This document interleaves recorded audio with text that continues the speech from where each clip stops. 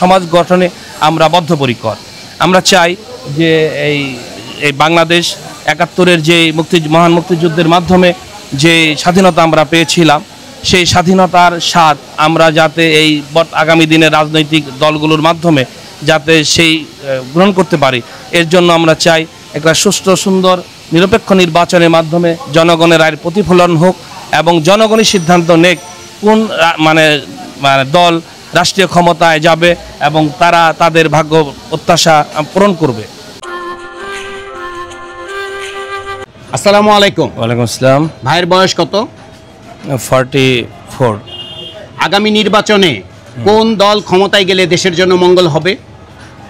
আসলে ব্যক্তিগতভাবে স্বাধীনতোত্তর বাংলাদেশের যতগুলা সরকার আসছে আমরা দেখছি, কিন্তু এর মধ্যে আমি ব্যক্তিগতভাবে চয়েস করি পল্লীবন্ধু হুসাইন মোহাম্মদ এরশাদের আদর্শে গড়া জাতীয় পার্টি।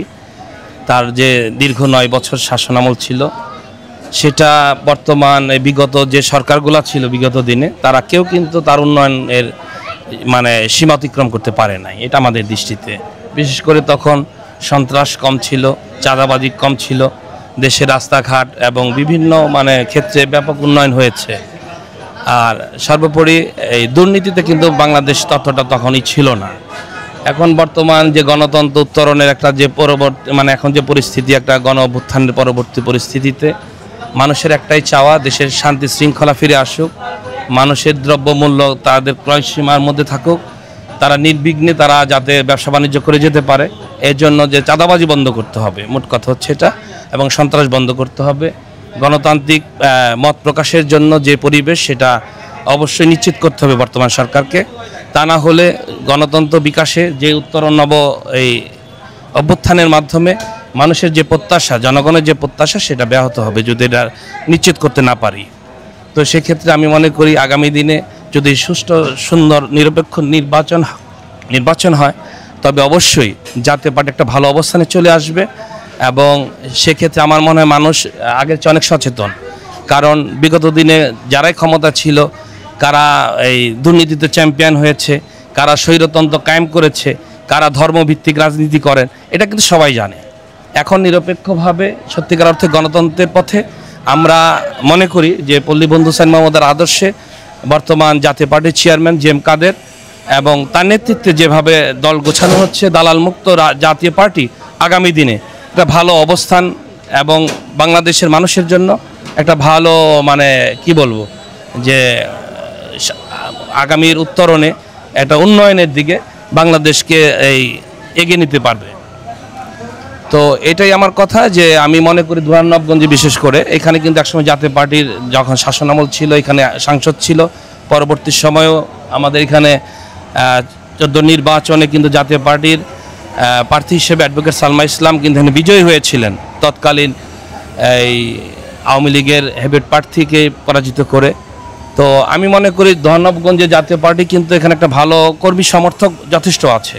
এখন ভালো নেতৃত্ব দিতে পারলে এবং আমরা যদি সমান সুযোগ পাই, রাজনীতি করার যদি লেভেল প্লেইং ফিল্ড পাই, তাহলে ইনশাল্লাহ ধর্মনবগঞ্জ জাতীয় পার্টি আবারও তার অবস্থান সুসংহত করবে এবং এখানকার প্রতিনিধিত্ব, সংসদে এখানকার প্রতিনিধিত্ব জাতীয় পার্টির পক্ষ থেকে করবে বলে আমি আশাবাদ ব্যক্ত করি।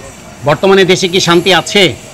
এটা তো আপনারা নিজে দেখতে পাচ্ছেন যে বিগত দিনে ইতিমধ্যে আমাদের কেন্দ্রীয় কার্যালয়ে কয়েক দফায় আমাদের মব সৃষ্টি করে আমাদেরকে জ্বালাও পোড়াও করা হয়েছে এবং বিভিন্ন রাজনৈতিক দল তাদের নিজেদের স্বার্থ চরিতার্থ করার জন্য আমাদেরকে আওয়ামী লীগ নিষিদ্ধ হয়েছে, সেটা তাদের কৃতকর্ম, এটার ব্যাপারে কিছু বলতে চাই না, কারণ তাদের অত্যাধিক স্বৈরতন্ত্রের আচরণের কারণেই জনগণ তাদের উপর অতিষ্ঠ হয়ে কিন্তু এই জনবিক্ষোভটা হয়েছিল। কিন্তু জাতীয় পার্টি কিন্তু পূর্ব থেকেই এই বৈষম্য বিরোধী আন্দোলনের ছাত্রদের পাশে ছিল। আমাদের জাতীয় ছাত্র সমাজ, আমাদের সংগঠনের এটা কিন্তু আন্দোলনের ছিল এবং আমাদের বিশেষ করে আমাদের রংপুর, বৃহত্তর রংপুরে আমাদের মেয়র ওইখানকার মুস্তাফা ভাই, উনি কিন্তু এখানে বিগত দিনে ওই আন্দোলনের সময় উনি ছাত্রদের পাশে থেকে আন্দোলনের সহযোগিতা করছেন, তাদের খাদ্য পানীয় বিতরণ করছে। আমাদের ছাত্র সমাজ, আমাদের জাতীয় পার্টির 2-3 জন নেতা ওইখানে নিহত হয়েছেন, শহীদ হয়েছেন এবং অনেকেই কারাবরণ করেছে, মামলা খেয়েছে। তো আমরা কিন্তু শুরু থেকেই বৈষম্য বিরোধী আন্দোলনের পক্ষে ছিলাম এবং আমরা একটা বৈষম্য বিরোধী আন্দোলন বলতে সমাজ গঠনে আমরা বদ্ধপরিকর। আমরা চাই যে এই এই বাংলাদেশ ৭১-এর যে মহান মুক্তিযুদ্ধের মাধ্যমে যে স্বাধীনতা আমরা পেয়েছিলাম, সেই স্বাধীনতার স্বাদ আমরা যাতে এই আগামী দিনের রাজনৈতিক দলগুলোর মাধ্যমে যাতে সেই গ্রহণ করতে পারি, এর জন্য আমরা চাই একটা সুষ্ঠু সুন্দর নিরপেক্ষ নির্বাচনের মাধ্যমে জনগণের রায়ের প্রতিফলন হোক এবং জনগণই সিদ্ধান্ত নেক কোন মানে দল রাষ্ট্রীয় ক্ষমতায় যাবে এবং তারা তাদের ভাগ্য প্রত্যাশা পূরণ করবে। তো আমি আশা করি যে জাতীয় পার্টি যদি আগামীতে রাষ্ট্রীয় ক্ষমতায় আসে, আমার মনে হয়, আমার ব্যক্তিগতভাবে শুধু নয়, আমি সাধারণ মানুষের সাথে মিশে দেখেছি, তারা একটা কথা বলে যে পল্লী বন্ধু সাইন মাহমুদ এরশাদের আমলে যে করেছে অ্যাক্টিভিটিস ছিল, সেটা কিন্তু যথেষ্ট কর্মকাণ্ডগুলো মানে মানুষের জন্য মানে জনহিতকর ছিল। আগামী নির্বাচনে আপনি কি মনে করেন নৌকা প্রতীক নিয়ে আওয়ামী লীগের আসা উচিত বা আসতে দেওয়া উচিত? এটা আসলে আমি আমার দলীয় পক্ষ থেকে বলবো যে আমার পার্টির চেয়ারম্যান যেটা বলেছেন সেটা হচ্ছে, কেউ যদি অপরাধ করে থাকে তার জন্য অবশ্যই তার সাজা পেতে হবে। এবং সর্বোপরি এই বিগত দিনে ফ্যাসিস্ট সরকার বলে সবাই যেটা বলে সেটার সাথে আমরাও দেখেছি, কারণ আমাদেরকেও নানাভাবে আমাদের দলকে মানে জিম্মি করে আমাদেরকে নির্বাচনে নেওয়ার জন্য বাধ্য করেছে। সেটা আমাদের পার্টির চেয়ারম্যান পল্লী বন্ধু সাইন মাহমুদ এরশাদও কিন্তু যখন নির্বাচন সকলে অন্তর্ভুক্তিমূলক নির্বাচন চেয়েছিলেন, তখন তাকেও কিন্তু জোর করে নির্বাচনে নেওয়ার জন্য বাধ্য করেছিলেন। আর আমাদের দলের মধ্যে মানে আমাদের নেতা যাননি, কিন্তু দেখা গেছে একটা অংশ বিভেদ সৃষ্টি করে দলের মধ্যে গ্রুপিং সৃষ্টি করে তারা আমাদেরকে দল ভাঙার ব্যাপারে এ পর্যন্ত অনেক চেষ্টা করেছেন। এবং এর জন্য আমরা জাতীয় পার্টি সত্যিকার অর্থে আমাদের যে সঠিক যেভাবে আমাদের যাওয়ার কথা ছিল জনগণের প্রত্যাশা অনুযায়ী, আমরা অনেক ক্ষেত্রে এখানে আমরা আগাতে পারি নাই, এটা সত্যি। তবে আমার মনে হয় না যে সামনে নির্বাচনে যে পতিত সরকার, বিশেষ করে আওয়ামী লীগ যে বিগত 15 বছর প্রায় 16 বছর যে কাজ করেছে, যে স্বৈরতন্ত্র কায়েম করেছে, জনগণ এখন তাদের পক্ষে আছে। তো এটা এখন রাষ্ট্রীয়ভাবে যেহেতু তাদেরকে নিবন্ধন আপাতত স্থগিত করা হয়েছে, এটা রাষ্ট্রীয় ইস্যুর ব্যাপার।